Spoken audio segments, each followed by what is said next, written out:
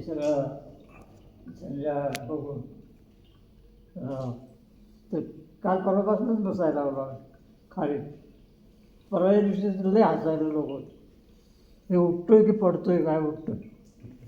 पण काल चांगले हसायला, आता जास्त हसी वाढतच चालू. तर ते खाली टाकून दिलं बारगं आणि बारगांच्या बाजूला आपण बसायचं आणि मडकं असायचं. त्यातलं पाणी पिणं असायचं मडकं, तेच पाणी प्यायचं आणि आंघोळ करायला झाले. नदी कुठे असेल, विहीर कुठे असेल तिथे जायचं, आंघोळ करायचं. पाणी पिऊसं वाटलं तिथूनच पाणी आलं. 6 महिने एका जागेवर, 1-2 दिवसाचं पावणार नाही की हे मंदिरचं काम म्हणजे ज्या वेळेला संपेल त्याच वेळेला हे गाव सोडायचं. नाहीतर नाही, लाकडं बिकडं आणून ठेवायचं. ते काम नाही संपलं तर या लाकडांवर नाही आम्ही बसणार, तुम्ही नुसती काढी लावायची. अशा सगळ्या कार्यक्रम असतात, दादागिरीचेच कार्यक्रम. पण प्रेमाचे हसणं खेळणं.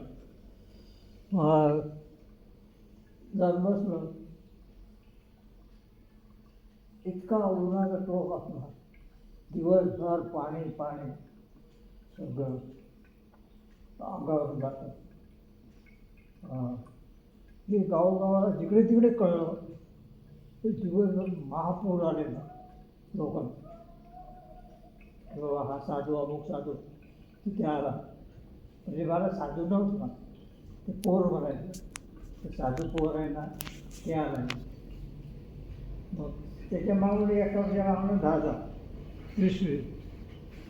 मग ते येताना लोक कसं येणार, ह्याने सांगितलेलं असायचं येताना तुम्ही भाकरी झुणका किंवा पिठलं बांधून आणायचं. पत्रावळी पण तुमच्या, वाढणारे पण तुमचे, उचलणारे पण तुमचे, सगळं करून लोकांना हा म्हणायचं. फक्त लोक तयारी. आणि 300 भाकरीच्या गाड्या आहेत, 300 गाड्या बैलगाड्या. म्हणजे केवढे मोठे कार्यक्रम.